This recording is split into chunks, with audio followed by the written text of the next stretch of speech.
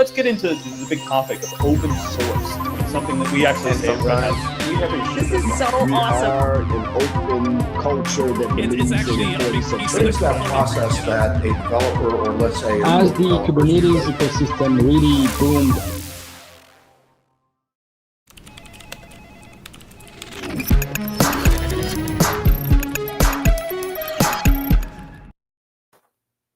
Hello, good morning, good evening, good afternoon, wherever you are. I am Jonny Rickard. I am the host of the Ask an OpenShift admin live stream.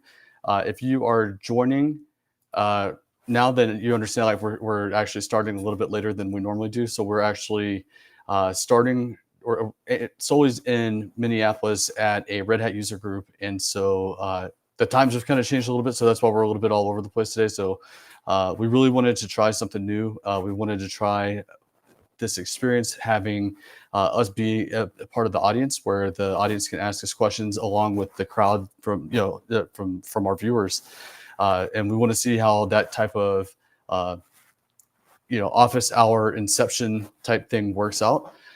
So yeah, hopefully it goes well. Hopefully the audio when Sully joins in is good, and we can hear all the questions. This is going to be this is an office hours live stream. So like any office hours that you've joined while you were in college or in high school or anything like that,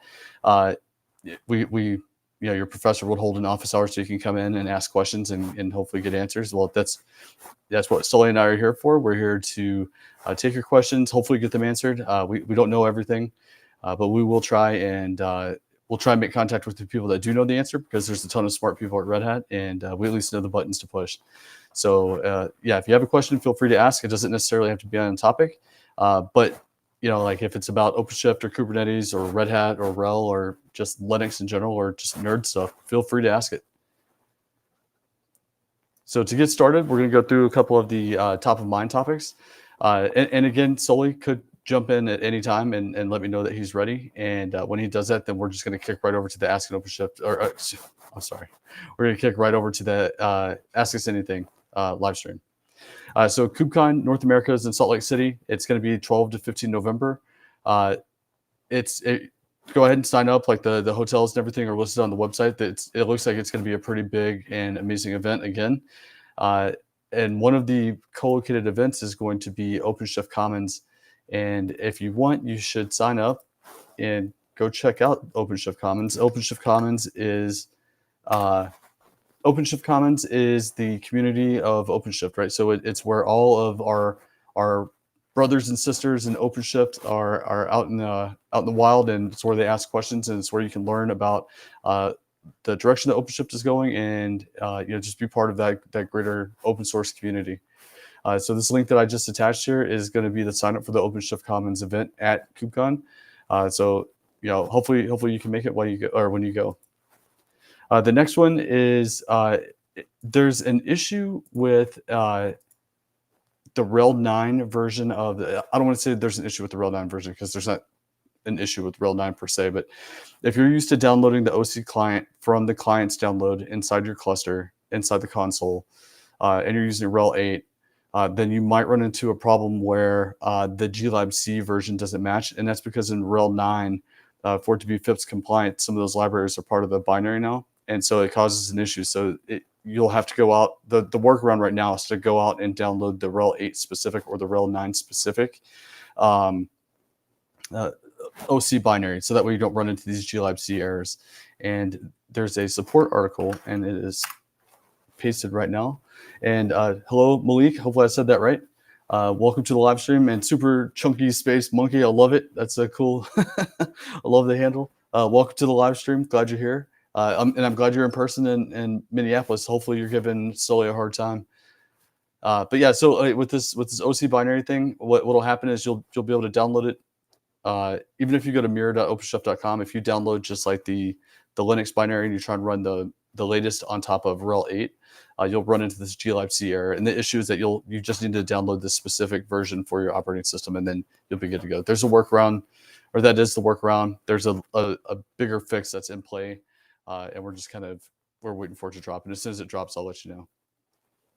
So part of this Red Hat presentation, or part of the Red Hat user group presentation. It came up from a coworker of ours who's very active in the Red Hat user group up in the Minneapolis area. And, they knew that we were doing the live stream and, like that we're trying to do some of this outreach stuff. We really want to get more involved with people. And so they were like, hey, would you guys like to come out to this live stream or come out to this Red Hat user group and do your live stream? And we're like, yeah, let's do it. Let's do how it goes. So I just got notification from Sully. He's about to join in. So it's about to, awesomeness is about to go down. All right. Well, hello, everyone. I know the folks in the room have already heard me say that. Hello to everybody who is online. I see that we have a number of people who have joined us live. So for anybody who hasn't seen Ask an OpenShift admin before, welcome to the stream. So this stream is an office hours live stream within Red Hat live streaming. And our goal is for you to ask us anything and everything that happens to be top of your mind with regard to OpenShift. Technically, you can ask us anything you want about Red Hat, but we might not know the answers. I haven't used RHEL extensively in a solid decade, so I can try, but I'm sure that there are far better people than me to ask, like Jonny. So for anybody who is watching us live online, you are more than welcome to chat with us across whatever platform you happen to be watching us on. It'll get rebroadcast into the stream chat, which we can see here in the room. You can't see it if you are watching us online, but this screen behind me does have the live stream on it, and it can see chat. So for those of us in the room, we can see that. For anybody in the room, don't hesitate to ask a question. I'll just repeat it into the microphone, which is the one that I'm wearing up here. And that way, everybody will hear the questions that you're answering. So please don't feel free to hesitate. We also have a few of our own staged questions that we can start out by asking, or asking as the case may be. We're happy to do that depending on what all you'd like to know. That being said, special thanks to everybody for joining us here. I hope this wasn't too much of a surprise to you, to be on the internet. I mean, I don't know. Are Jonny and I internet famous? Some people say yes. Somebody had their hand raised. Go ahead. How do you counter the learning curve to become an OpenShift admin? So going from OS to containers to Kubernetes to OpenShift. Yeah. It's like a huge learning curve. Yeah, so the question is, how do you overcome the learning curve of going from being maybe a traditional RHEL Linux admin to Kubernetes to OpenShift to all of the things that are happening in there? Typically, the way that I answer that, and Jonny, I'll let you poke on this in a little bit, because we both made this journey, right? We were both Linux admins, we were both Vert admins, we were both storage admins, right? That type of stuff. It sounds cliche, right? How do you eat an elephant, right? One bite at a time. And for me, I was interested in containers, Podman, that was happening on the RHEL side. And as I started to gain more knowledge around that, it was, okay, what's this Kubernetes thing? And then how does Kubernetes fit together?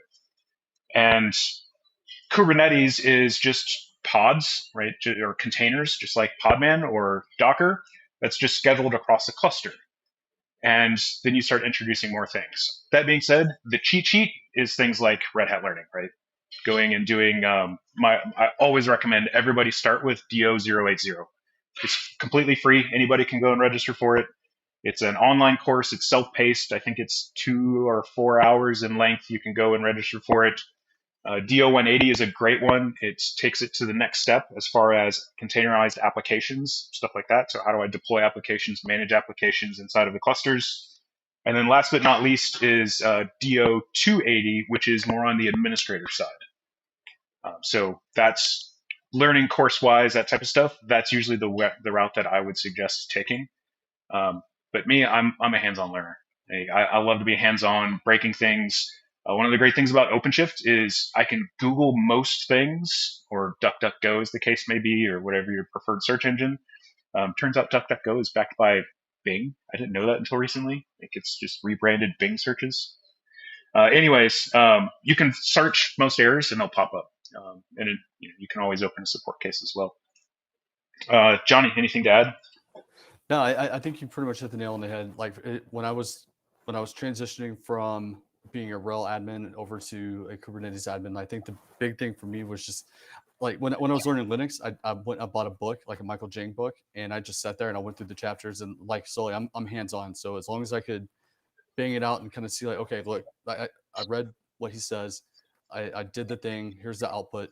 And then what I started doing is I started kind of like like, okay, how can I take these same services that my company is using and do the same thing in Linux? Like, how can I implement DNS? How can I implement email or DHCP or any of that stuff? And then that's how I started like broadening my Linux knowledge. With Kubernetes, it was pretty much the same thing. It's like, okay, how do I one, get it deployed? How do I deploy an application? How do I manage the application? Like, how do I update like the CRUD thing? How do I create it? How do I update it? How do I delete it? Right. And once I got that figured out, then I just started moving on to more advanced topics. Yeah, and I think tying in with that, so Barbarossa here in chat is asking, a platform engineer working on OpenShift, should I start with the CKA certified Kubernetes administrator or EX188? I would generically suggest the CKA. And I say that because everything in the CKA applies to OpenShift, but not everything in OpenShift applies to Kubernetes, right? OpenShift is a superset of Kubernetes. So generally speaking, CKA is going to get you a lot of foundational work. It'll get you a lot of information about how sort of the core set of things works, including and especially for the application side of things. The OpenShift stuff starts to focus on more of the platform management aspects, where OpenShift is really unique and different than a lot of other Kubernetes platforms. Is it's top to bottom management in one platform, right? So when I go and deploy my OpenShift cluster, it's CoreOS running on whatever the base underlying infrastructure is, right? Virtual or physical. It's machine config operator for managing the configuration of those machines. It's machine config pools for managing the configuration of the operating system, so on and so forth. So as you add on those things, right, you get further and further away from core Kubernetes, if you will. So that CKA will always apply with every Kubernetes, even if you decide not to continue with OpenShift. Yeah, which we would never do that. Yeah, we would never do that. Always OpenShift. Is there any other questions here, Jonny? There are.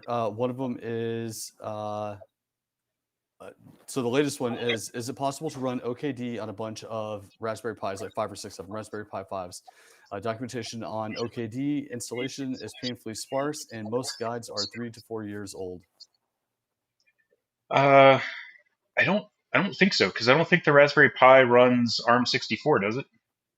I don't know. I don't think it does it. Okay, it might be able to then. I honestly haven't looked. So OpenShift does support ARM64. I think we typically recommend, I want to say 2 cores and 60 or 4 cores and 16 gigabytes of memory as the minimum. I don't know if Pi 5 goes up to that. I admit I have not had time to check in on it. I'm still running a Pi 3B in my house, so. Yeah, me too. Yeah, that would be a good one. A good one to find out. I know that home lab wise, most folks, myself included, a lot of Red Hat folks, because we have a pretty vibrant home lab community inside of Red Hat. Most folks are still running x86. There's a number of sites where you can go and farm information out of eBay to get discount servers. So depending on whether or not you enjoy the sound of, server fans in your house, that may be an option. Me personally, I use just old repurposed desktops and laptops. Literally, I repurpose my kids' gaming desktops when they're at school or when they're not otherwise using them, and I just dual boot them over into Linux and then run virtual machines off of those. They think it's hilarious until they want to use them. Pi 5 goes up to 8 gigabytes of RAM. Yeah, maybe. I think if you do something like if you generate the ISO and you do like a snow, where you generate the ISO and stuff like that, or maybe do like the agent-based installer outside of the UI, then you can probably build the image and deploy it. But just your mileage is going to vary and your performance is going to be hit really bad. But it's doable, but it just won't be pretty. Okay. Yeah, Tiger, you don't need ECC memory for OpenShift. It is not required. Somebody in the room had a question. Pretty much we're looking at OpenShift and specifically running its demo set. But it's getting a little bit confused on documentation for Yeah. setting up a bare metal cluster. Okay. What does the installation process look like if you just get bare metal server for say you're trying to get a cluster up? Yeah. Yeah. So let me recap the question, because unfortunately nobody else can hear me talk, or nobody can hear y'all talk, just me. So wanting to investigate bare metal OpenShift for OpenShift virtualization, but the install docs are, I'm going to be generous and say overwhelming. And basically, what's that process, right? So a couple of things. So one, we know that the docs are confusing, shall we say. So let me see. I'm going to pull this, go to docs. So a couple of things that I want to point out here. I'm going to share my screen. I hope that's the right one. So the docs team is working on making that a little bit better. So if you haven't looked at the docs recently, they've started to reorganize these. So installing on bare metal, to your point, is still not great, right? It's a little disorganized. It's also a little spread out because you can install on bare metal using the installing on bare metal section of the documents here. There's agent-based installer, there's assisted installer, there's appliance installer, there's zero touch or ZTP, zero touch provisioning. There's, gosh, what am I missing? There's bare metal UPI, there's bare metal IPI.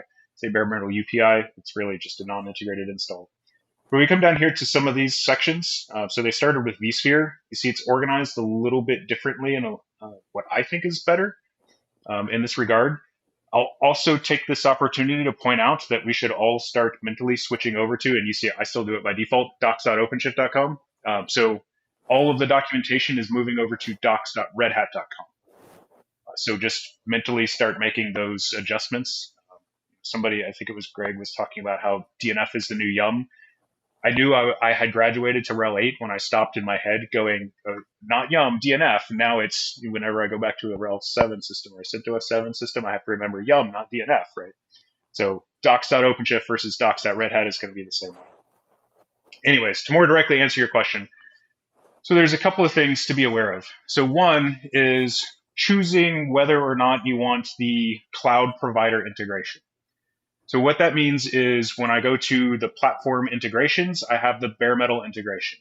And the bare metal integration with OpenShift is what gives it the ability to talk to the BMCs on those hosts.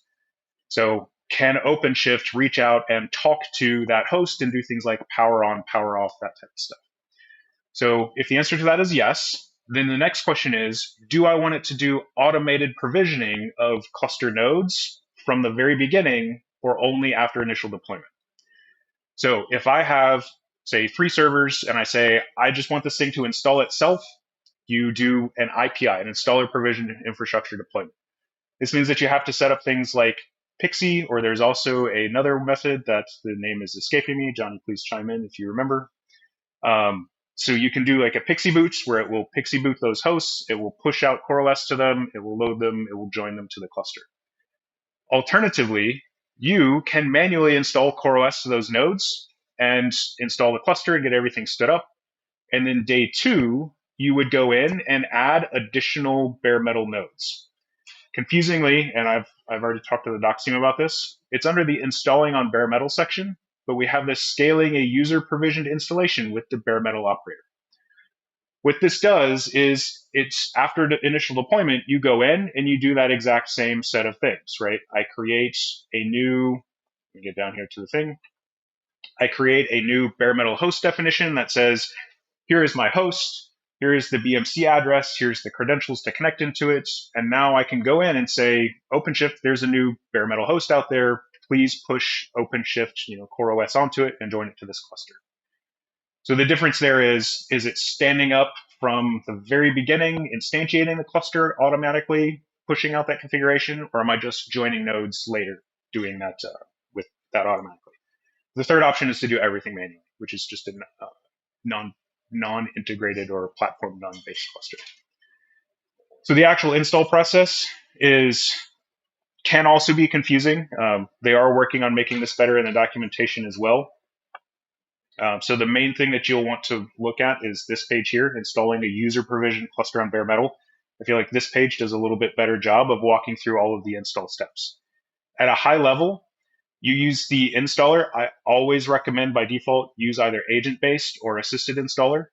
So you would go to the assisted installer, and I don't know if I'm logged in.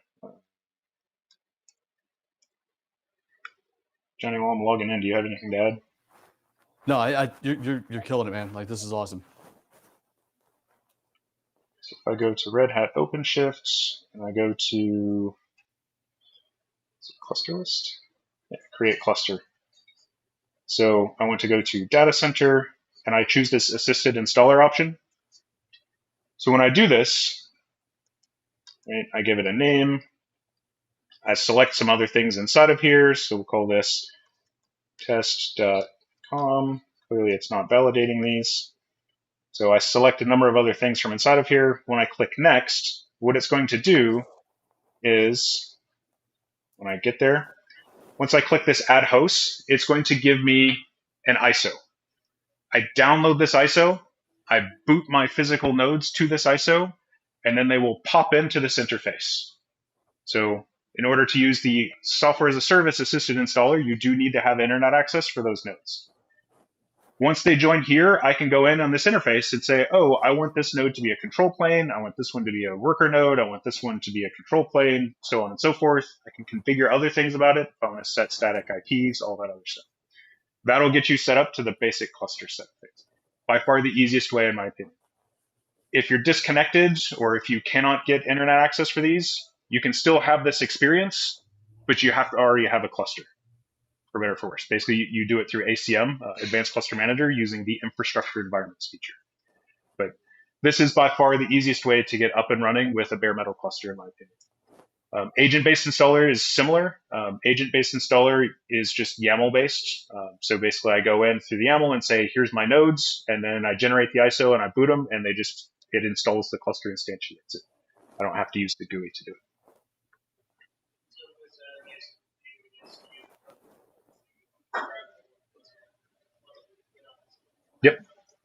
Yep. Yeah. So using agent-based assisted installer, all these, they also self-bootstrap. So you don't have to have a separate bootstrap node. Did I miss any install methods, Jonny?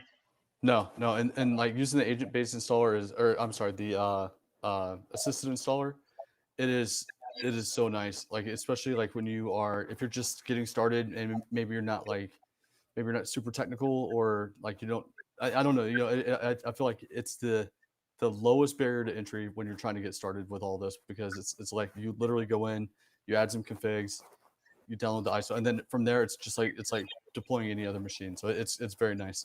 I feel like I'm talking to the voice of God whenever I talk to Jonny. I'm looking at the ceiling. And the other nice thing about assisted installer and agent-based and infrastructure environments are the same.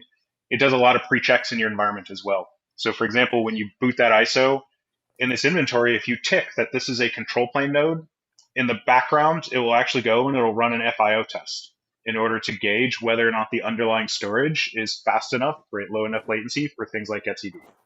It looks at the network interfaces and it'll raise up flags and issues if it sees them. Hey, there's two separate network adapters that are on the same subnet. This is not an issue. Are you sure you don't want to bond these network adapters together? Stuff like that. So assisted installer is just really a phenomenal experience in my opinion. Yeah. It's a good starting point. And something that we were talking about earlier, Sully, is like when the assisted installer is going to go in, it's going to do the check, right? It's going to say, do you meet the minimum requirements for deploying a control plane, or the minimum requirements for deploying a worker compute node? If you do like the ISO generation outside of the assisted installer UI, it'll bypass those checks. But again, your mileage will vary on performance and stuff like that. But like to be able to deploy on like a smaller platform, it's very much it is possible if you use the ISO builder and you generate all the content yourself. We don't bypass safety checks, Sean. I know. I'm just saying you could. I'm not saying you should. I'm just saying you could. I haven't been able to see chat. Did we miss anything in the online chat?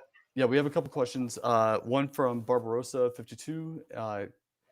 They are trying to update from EUS 4.12 to 4.14, but the step to 4.13 causes the master nodes and infra nodes to lose some labels, and those labels are causing like the topology labels are falling off. So then the console and authentication operators aren't coming up all the way. So then the deployment never completes. That sounds like a bug. Yeah. Yeah. I would open a support case on that one. And because that should not be happening. So for anybody who isn't aware, so with the EUS versions, which are the even numbered versions of OpenShift, we support, what are they called right now, Johnny? The accelerated updates, I think is what we're calling them. So effectively, you pause updates on the worker nodes in the cluster, and then you update just the control plane from 4.12 to 4.13 to 4.14, and then you unpause the worker nodes, and they make a jump in one step from 4.12 to 4.14. I think we're changing the name of that in the future to be a control plane only updates or something like that. I don't remember. That's why I stuttered, because I have to remember what's reality today versus what's reality in the future. So anyways, so that's what that's referring to with why that's happening. So this is to your point about bare metal. So this is something that's important with bare metal clusters in particular, in my opinion, because bare metal takes forever to reboot, right? Modern servers, especially if we're hosting virtual machines, we're talking 1-2 more terabytes of memory. They take like 10 or 15 minutes to reboot. If I have a specific maintenance window and I have to go through and reboot all of these servers, and if I don't tune them and they happen sequentially, now it can take a very long time. So doing the accelerated updates means there's only one reboot involved instead of 2 with each one of those. Just something to be aware of. But yeah, if it's losing labels, that's definitely a bug. Definitely open a support case. They'll be able to address that with you and help out there. Awesome. And then we also have another question from Bill Barson. It says, with the increase in space, or with the increased space Proxmox is making, is there any plan for an IPI on this platform? So basically, is there going to be an IPI installer for Proxmox? I have not seen anything. This is one of those, I don't think I have. Sorry, I'm trying to type and talk and use one hand at a time. So one thing that you may not be aware of is everything inside of the Red Hat OpenShift roadmap is public. I suppose I need to share this tab, don't I? So if we go here and we go to here and share. All right, so what you're looking at is issues.redhat.com. So you'll note I am not logged in, right? If you look up in the upper right-hand window, I had to think about that. Yeah, I'm not logged in. And what I can search for is, I'm going to search for cores and Proxmox. So why did I put cores, C-O-R-S, in front of that? So that is the project name that we use for the installer team. How do I know that? So up here in projects, you can go to view all projects, and you can search down through here, and you'll eventually find the one that says installer, the OpenShift installer, with the key of cores. So if I type in here up in the search, C-O-R-S, Proxmox, when I search, it will search specifically within the OpenShift installer project. And you can see that there are no issues at this time. What that tells me is that nobody has even opened a feature request for us to support Proxmox with OpenShift. So if that's something that's interesting to you, if you're starting to, if you're considering Proxmox, if you're going to be deploying OpenShift or want to deploy OpenShift on Proxmox, I would definitely start with an RFE. That being said, it's probably going to be a journey to get there. The reason why I say that is because OpenShift, the platforms that it's supported on, starts with RHEL. Right? Everything is built on top of CoreOS. CoreOS, the full name is Red Hat Enterprise Linux CoreOS. It's literally RHEL that's been tailored for OpenShift and for Kubernetes. So it's RHEL kernel, RHEL drivers, RHEL everything, just using RPM OS tree instead of a traditional RPM-based system. So the first step that we would need to do is add Proxmox as a supported platform for RHEL. So if we search for RHEL certified, you've got rule up there. Yeah, I know. It looks like Can't type and talk. Okay. So RHEL certified hypervisors. Are you the one I want? Did my browser help me? So RHEL certified hypervisor platforms, and this is just the FAQ. anyways, if we search in access.redhat.com, there is a list of RHEL certified hypervisor platforms. It includes RHEL itself, right? You can virtualize RHEL on RHEL, as well as any of the RHEL-derived hypervisors, OpenStack, Red Hat Virtualization, OpenShift Virtualization, Hyper-V, VMware, and one that I'm missing. What am I missing? Nutanix. Thank you. So those are the platforms that are currently supported today. So supporting new Proxmox in the future would mean that we get RHEL certified as a guest on Proxmox, and at that point, we would inherit non-integrated platform non-support with OpenShift, and then we would work with the OpenShift team to then add support for integrated machine integration. So behind the scenes, that means things like creating cluster API providers and drivers for that. Any thoughts, Jonny? No, I was it kind of like goes back to like the, you know, could you, should you conversation. Like if there's somebody out there that's done a Proxmox installer. So, you know, like it's just, it'll be OpenShift, but it wouldn't be through like an IPI or anything like that. And again, mileage may vary. Yeah, I'll point out that Proxmox is also, I think is it KVM based or is it Xen based? I don't remember. It's KVM, so it'll probably work. It's just not supported. So if you have Proxmox in your home lab, for example, and you want to deploy OpenShift, it's probably going to work. If you have it in your business, it will probably work. We just wouldn't be able to support it. We would take it's the third-party software support stance, which is basically, you know, hey, if we think it's because of the problem you're running on, please recreate it on a platform that supports that. Any questions in the room while I'm looking at chat? Yes, sir, please. So this is my first Red Hat user group. Welcome. Nothing from OpenShift. I would like to explain what problem OpenShift solves and how do you explain the return on investment to the directors. Yeah. So first, welcome. Happy to see you joining the Red Hat user group. So this is my, I don't know, 10th or 20th one. I go to a few of them around at various places, mostly in the Raleigh area because that's where I'm based out of. But thanks for joining. So the question was, you know, new to OpenShift, you know, what's basically my short version is what's the value prop, right? How do we explain and how do we define the value associated with that? You know, we're talking to IT decision makers, right?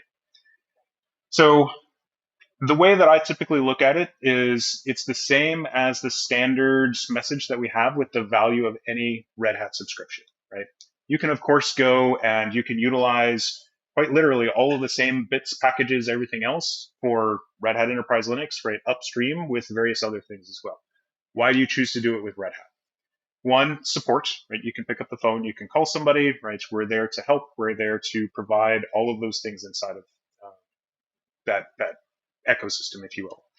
Two, and with OpenShift specifically, why would I choose OpenShift over another Kubernetes distribution? So this is where it gets a little bit more subjective and opinionated.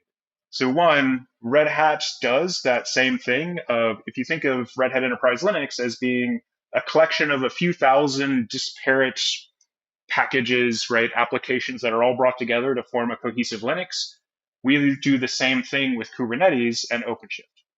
So Kubernetes by itself, I can schedule pods across some cluster members. What about operating system management? What about security management? What about storage? What about networking? What about all of these other things that go inside of there just to get Kubernetes up and running? From an application perspective, what about, you know, when I want to do things like pipelines, you know, CI/CD? Well, we have Tecton. If I want to do GitOps, there's Argo CD. Red Hat tests these things end to end, and we integrate all of those into that platform.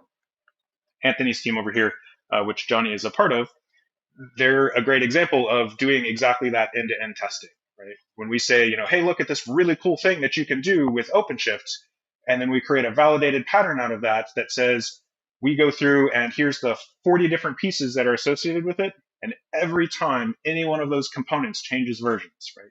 GitOps goes from version 1.1 to 1.2, or OpenShift goes from 4.16.9 to 4.16.10, so on and so forth. They test all of that. They validate it that it's going to continue to work so that when you go and update your cluster, you can be confident and assured that your cluster is going to continue to work as well. If it doesn't, you can pick up the phone and call us. So Docker years and years ago used to use the phrase batteries included but replaceable. The same is true with OpenShift as well. Right? You don't have to use our service mesh, which is Istio based. If you want to use one of the other ones, that's fine. You can absolutely do that. There's JC. I don't know if JC is still in the room, right? JC used to work on OCS, OpenShift Container Storage, right? It's a part of the Red Hat, or now it's ODF, OpenShift Data Foundation, which is now sort of IBM, sort of Red Hat's. But like, you can absolutely use that. It's a part of our portfolio. It's something that is tightly integrated with OpenShift, or not. You can use Portworx. You can use NetApp. You can use Dell EMC. You can use Hitachi Fujitsu. Any number of others. Sorry, I think I just caused feedback in my ear. That was startling. Does that answer the question? Yes, it is. Yes, the measure could be online. I'm not sure. I guess. So I work at a hospital and we have like purchase all the apps and they're all tied together. Use Epic and stuff like that. So I don't even have a great idea of like so it sounds like it's like we bundle all this together, it's all Kubernetes based. Mm-hmm. Now you hit a problem where I don't understand when I would use Kubernetes. Got it. Yeah. So if you want to talk about specific ROI, I would recommend, so through your account team, they have access to a team of folks called the Business Value Practice Team. They can actually come in and help you look at specific ROI and TCO metrics and like how that plays out. So definitely chat with your account team about that. As far as like when to use Kubernetes, like all of that other stuff, that's going to vary significantly. So you said your healthcare industry, right? Applications are brought in. You know, I don't know how much internal house developed stuff you have versus vendors. Yeah. So that's what I associate with this. Kubernetes is really used for industry that does their stuff and trying to put together a product and release a product and basically Mm-hmm. hospitals are more you buy the OS or not the OS, but you buy certain software packages. It's a lot of operational stuff, not too much. It's almost appliance based, right? Yeah. No real development. You know, that's they don't like doing some development and there's other bigger hospital organizations that do development. That was the basis of the question. So succinct version of that is if I'm not doing in-house developments, you know, if I don't have app teams that are developing applications for Kubernetes, why do I care? So the short answer is, and I'll see it.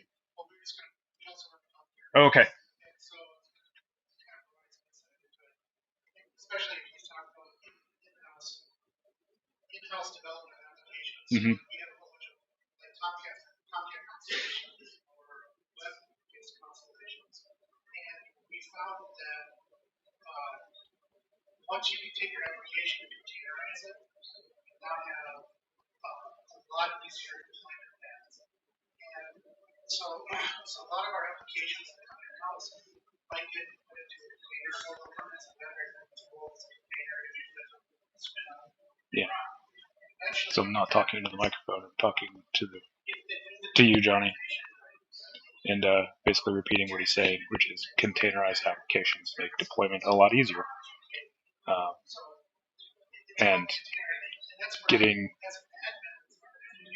COTS applications into Kubernetes often has its own set of challenges. But if you can work with those vendors and get them moved over, it's beneficial. So that way I'm not having to wait and repeat questions as they go through. Right now, you don't have an in-house development team that's giving you containers, but it's not going to be too long before the software you get from your vendor is a container, and you're going to want to learn how to. Yeah, that's what I was getting ready to say, which is, no, y'all are good. Thank you. It's always better to hear it from y'all than it is from me, right? Because I'm paid to say these things.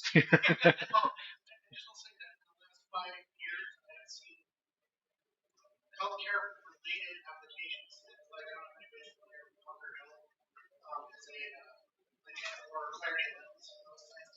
Or even like for example, CyberArk, if anybody uses CyberArk, a lot of their stuff is becoming containerized. less fear and has the whole Continuing to point out that many of the applications are becoming containerized. If you see me up here mumbling, it's because I'm talking out to the world and kind of repeating what you all are saying, not because I'm ignoring you or anything like that. I'm just doing a summary as we go. Can I get a translator for everything now? Yeah. It's surprisingly more difficult to work with than you would expect. I've done presentations before where they have translators off to the side, and I keep getting told, slow down, slow down. The translators can't keep up. It's very... Anyways,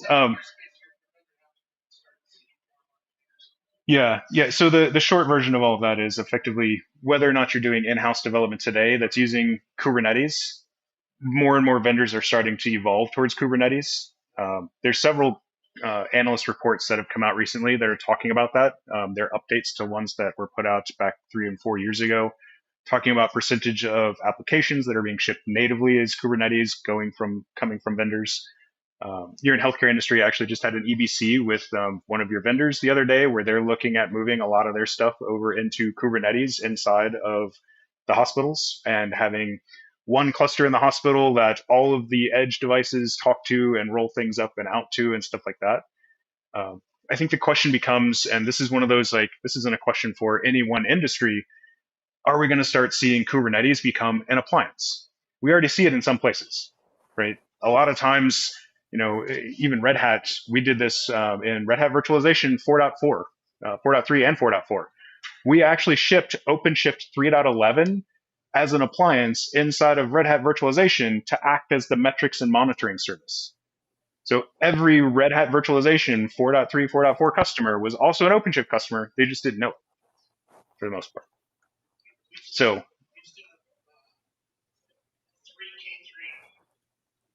yeah.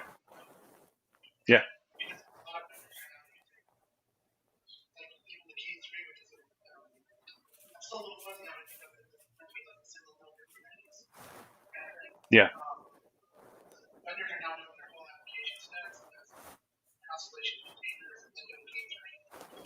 Yep. Yeah. It's getting more interesting in that regard.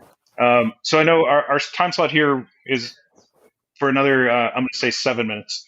So I know Mark just told me 10 minutes, but I'm going to say 7.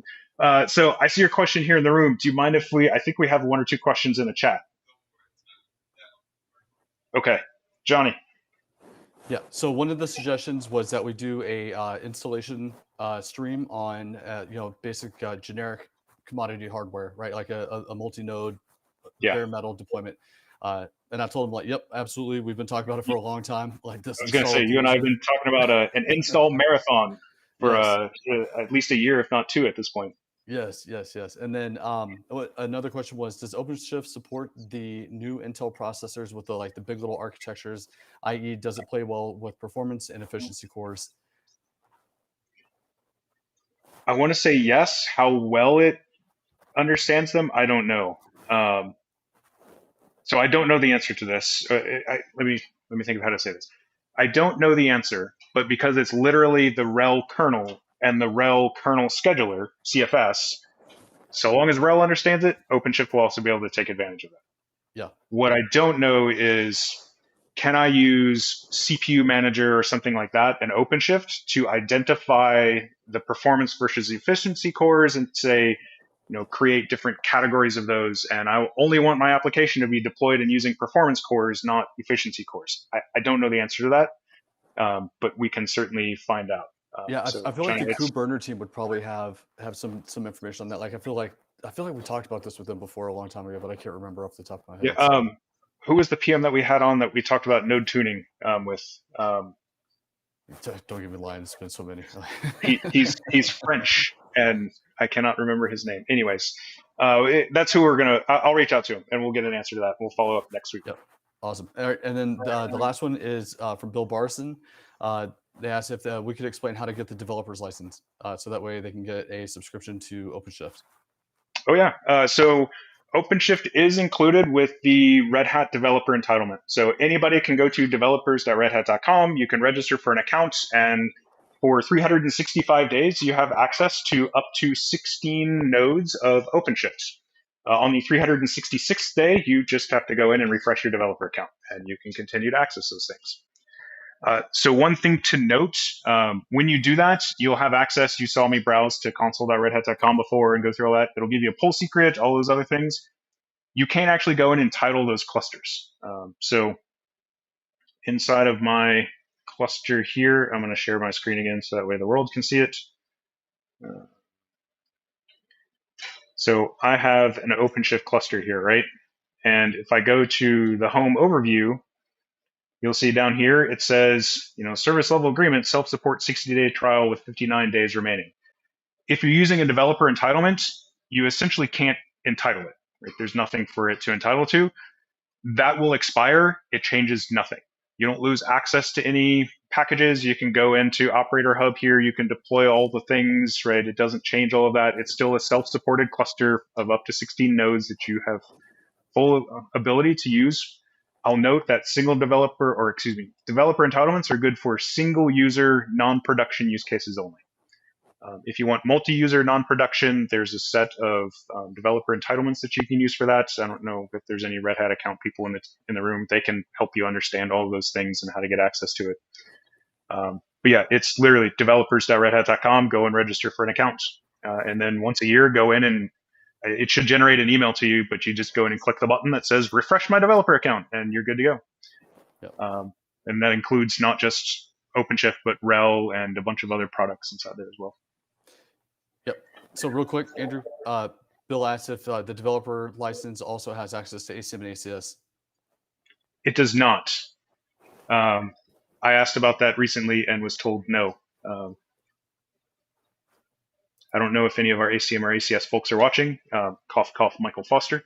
But maybe we should add that. There was one in the room.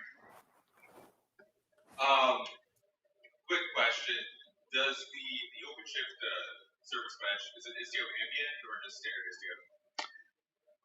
So the question is the OpenShift service mesh Istio or Istio ambient? And I don't know the answer to that, but I think it's just the regular Istio. Jonny, maybe you know off the top of your head. I'm not sure what Istio ambient is, but even with Service Mesh 3, they're moving to SAIL. So they're moving away from like the traditional Istio deployment. But yeah, it's still Istio. I'm not sure about the ambient part though. Ultimately, the difference is Istio ambient is installed per node versus the Envoy sidecar. So that's okay. So Istio ambient is installed per node versus using the sidecar. It's good to know. I will find out. That's a question for Ortwin, Jonny. Yep, I agree. All right. Yes, sir.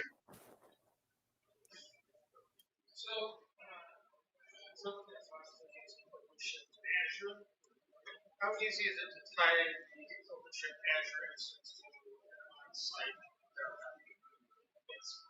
Yeah, so recapping the question, so you're wanting to use or considering using OpenShift in Azure, and how easy is it to link the OpenShift in Azure to on-prem resources, bare metal or otherwise? I don't know the answer to that directly. In AWS terms, it would be taking the VPC and extending it on-prem, through like a VPN, linking it or something like that. Jonny, you have far more cloud experience than I do. Yeah, not so much with Azure, but like typically you'd set up like an external service and then, access to, like we used to have like a satellite that would sit out in an environment and then we'd go and hit it from, we just set up like an external service and then hit it that way. But yeah, I would have to, it's been so long. Okay. I would have to go back and look. It is doable, yeah. If you want to reach out to me, if you can't see it on the little tiny screen up here, it's Sully, SULLY at redhat.com. And we'll follow up on that and I'll connect you with the right people, because the person who I am 99.9% sure knows the answer to that is one of the people that works for me. So we can get that answer for you. There was one more that I saw. This will be the last one that at least I answer. You're gonna, if you want to continue on, Jonny, you can. But there's one more I saw you posted in chat. Yep. So it is from Barbarossa, and the question is it possible to use vSphere storage vMotion as a disaster recovery to recover complete clusters? We don't use any PVs for storage. And you're talking about restoring VMs. I saved this one for you because I know that this is one of your favorite topics. Yeah, officially no, unofficially maybe. Because if the cluster is non-integrated, then I would say yes. If the cluster is integrated, then it could probably come back up, and you would have to go in and like change all of the vCenter integrations, assuming it changed vCenters and stuff like that. Where it would definitely not work is if the networking changed. So if any of the IP addresses change, anything like that changed, then it would definitely not, the cluster would not be able to come back up. That being said, the official response is going to be no, because it's not a scenario that's tested by engineering. So therefore, they don't know what can go wrong, and they don't know how to fix things necessarily that go wrong without a lot of in-depth work. And usually in those types of scenarios, you want to get it back as quickly as possible. So yeah, there's a Red Hat. We don't do a great job often of explaining things that are technically possible but not supported, like supported but not tested, and tested and supported. And a great example of this is actually OpenShift virtualization. So with OpenShift virtualization, if you go and look at the configuration maximums for like virtual machines, it'll say like the maximum virtual machine disk size is, I think, 4 terabytes or 8 terabytes or something like that. In reality, that's just this maximum that they've tested. The actual maximum is whatever the RHEL virtual machine maximum size is. I think it's like 64 terabytes or 256 or something like that. It's something crazy. So we've tested up to this point. We know that there are no sharp corners or edges that you're going to stumble into in the dark. Once you go beyond that, you're still fully supported. There might be dragons, right? So there's other things where, like somebody was asking me the other day about something else related to VMware, and like, can I basically? They wanted to take a VMware cluster and move it to a different data center non-disruptively. Well, technically, it's probably possible to effectively add a new machine set and instantiate new virtual machines in the new one, and then decommission in the old one and have it move over. But nobody's ever tested it, so we don't know. And so, generally speaking, it's going to be, those things are not supported. Please use one of the supported methods. All right, I've extinguished not just my 7, but my full 10 minutes that Mark gave me here a moment ago. So, Jonny, I'm going to drop off of the live stream. So you are welcome to keep doing what you're going to do. But thank you, everybody, for joining us today. This has been an exciting experiment for us, looking at doing other things with the live stream. And it's really great to have like the interactivity and actually see people instead of just seeing little icons and stuff like that. So yeah, we'll have to work on, we'll need to figure out, to be Red Hat transparent, legal terrifies me. And like, when legal says, like, when I go to legal and it's like, you have to ask people every single time if you're going to record them, if they're okay with recording it. Well, there's like 60 of y'all. And like, I don't want any of y'all to be intimidated or peer pressured into saying yes when you don't actually mean yes or anything like that. So we'll have to figure it out. But it is what it is. And I think this has been a lot of fun. So thank you so much for all of your patience and your innovation. And with that, Jonny, I'm going to drop off.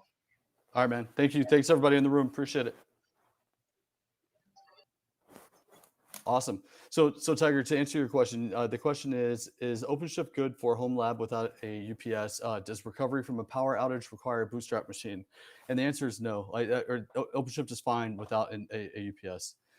And what'll happen is once you come back up, the API should be able to recover. But if it's over a certain amount of time, so say if your cluster went down over a weekend, or maybe I don't know what the timeline is anymore, but like maybe 2 or 3 days, what could potentially happen is when the machine comes back up, you might have certificate requests that are stuck in a pending state, and so you would just have to go back in and do like an approve on those certificate requests.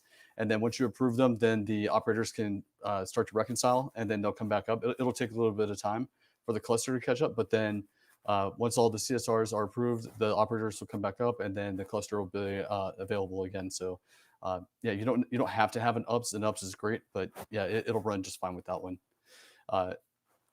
So to everybody else that's not in the Minneapolis RHUG, thank you for joining. I don't know if you have any more questions. If you do, feel free to ask them. If you don't want to ask them, or if you're watching this at a different time, feel free to reach out to Sully or I. You can hit me up on email at johnny@redhat.com, or you can hit up Andrew or Sully rather at sully@redhat.com.